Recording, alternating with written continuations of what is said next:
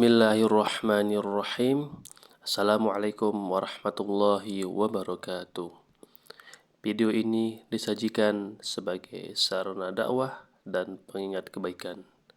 Semoga apa yang disampaikan dapat menambah iman, ilmu, dan amal kita semua. Selamat menyimak. Alhamdulillah adalah kalimat terindah yang diucapkan seorang hamba ketika menyadari bahwasannya dirinya itu dalam limpahan anugerah Allah Subhanahu wa taala. Alhamdulillah adalah kalimat yang Rasul nyatakan dalam sabdanya, afdhalud du'a alhamdulillah. Permohonan terbaik kepada Allah adalah dengan mengucapkan alhamdulillah. Dan alhamdulillah inilah yang Allah juga nyatakan dalam Al-Quran, wa qalilum min ibadiyas syakur. Dan sedikit sekali dari hamba-hambaku yang dia itu punya sifat pandai bersyukur. Ya, pandai bersyukur. Karena itu biar kita masuk dalam golongan yang sedikit, hamba Allah yang istimewa, maka sebelum kita mulai bersama-sama belajar, mari kita rasakan di hati kita kalau kita ini dalam limpahan anugerahnya Allah Ta'ala. Kemudian kita ucapkan terima kasih ya Allah. Ya, alhamdulillah. Seringkali seseorang yang sholat, selesai sholat, dia merasa belum dalam nikmat. Selesai sholat itu dia merasa tidak dalam nikmat. Merasa hidupnya dalam masalah, merasa hidupnya dalam begitu banyak ketidakenakan, padahal dia baru saja selesai sholat. Sementara di belahan sono banyak orang yang merasa dalam limpahan anugerah, padahal dia tidak sholat. Ya, padahal dia tidak sholat. Pertanyaannya, kira-kira yang benar yang mana ini? Dua-duanya salah ya?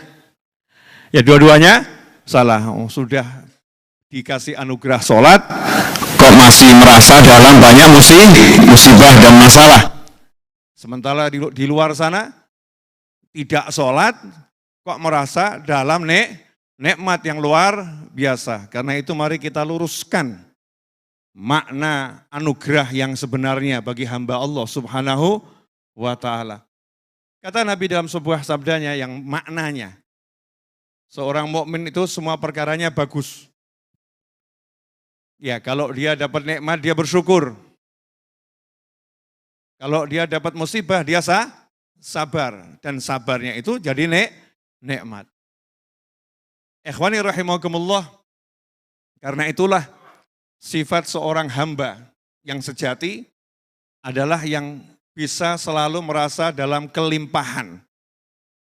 Dan bisa selalu merasa belum berterima kasih kepada Allah Subhanahu wa ta'ala. Begitu lihat dirinya, dia merasa saya belum terima kasih sama Allah. Lihat dirinya, dia merasa saya belum bersyukur pada Allah Subhanahu wa ta'ala. Dan itulah yang dilakukan oleh baginda Nabi Muhammad sallallahu alaihi wasallam ketika beliau itu sholat malam cukup lama. Jadi Nabi SAW itu kalau sholat malam rokaatnya tidak banyak, biar mudah ditiru umatnya. Ya, kadang sholat malamnya hanya 2 rokaat. Tapi rokaatnya Nabi yang sedikit, itu berdirinya sangat lama. Sehingga disifatkan oleh Sayyidah Aisyah radhiyallahu ta'ala anha, hatta tawarramat qadamah. Allahumma sholli wa sallim wa barik alaihi wa alihi washabih. Karena saking lamanya berdiri dalam sholat, hatta tawarramat qadamah. Sampai 2 telapak kaki Nabi Muhammad SAW, kaki kanan dan kaki kiri beliau tawarromat, bengkak. Pertanyaannya, siapa di antara kita yang pernah berdiri dalam kondisi apapun, mau sholat, mau upacara, mau olahraga, mau apapun. Pernahkah kita berdiri sekian lama sampai kaki kita bengkak? Jawabannya enggak pernah, ya tidak pernah. Sampai bengkak itu kaki Nabi Muhammad SAW.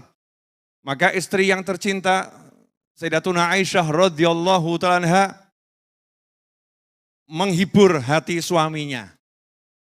sayang dengan suaminya, maka berkata, bukankah Allah sudah menjamin kamu masuk surga wahai Nabi Muhammad SAW? Jadi kenapa kok masih sholat malam lama-lama sampai kaki bengkak? Jawaban Nabi Muhammad SAW, afala akunu abdan syakura. Apakah tidak sepantasnya, apakah tidak selayaknya saya dijamin masuk surga, kemudian saya berterima kasih. Jadi kalau udah saya dapat jaminan masuk surga, ya sekarang saya berdiri sholat, ini mau terima kasih sama Allah Subhanahu wa ta'ala. Merasakan dalam kelimpahan, kemudian pengen bersyukur Nabi Muhammad sallallahu alaihi wasallam. Nah, sifat syukur inilah yang akhir-akhir ini sulit ditemukan. Cek diri kita masing-masing, jangan sok merasa udah bersyukur. Ya, jangan sok merasa sudah bersyukur. Sulit ditemukan. Yang sering kita temukan dalam diri kita adalah tidak bisa melihat nikmat. Tapi pandai melihat yang namanya nikmah. Lihat nikmat susah, lihat nikmat gak bisa, lihat nikmah, bencana, musibah, hal yang gak enak, itu gak usah pakai disuruh, kelihatan dengan sendirinya. Kaki yang tiba-tiba kesemutan, kita ngomong, ini kaki kok kesemutan terus ya. Padahal yang kesemutan cuma sebelah, yang kanan itu gak kesemutan, mungkin kegulaan dia. Ya semutnya di kiri, gulanya di kanan tuh ya. Jadi satu bagian tubuh yang gak enak, kita komentarnya itu luar biasa. Sementara 90% bagian tubuh yang lain nikmat, kita nggak ngomentarin nikmat tersebut. Fokusnya pada yang nggak enak, nggak enak. Kemudian merasa, saya adalah orang yang paling susah di muka bumi. Saya orang yang paling banyak musibah di muka bumi. Saya orang yang paling banyak ketidakberuntungan di muka bumi. Saya yang paling tidak beruntung dibanding saudara saya. Saya yang paling susah dibanding teman-teman saya. Saya yang ditunjukkan ketidakenakan, ketidakberuntungan. Seakan-akan dia adalah manusia yang paling susah hidupnya dibandingkan manusia yang lain.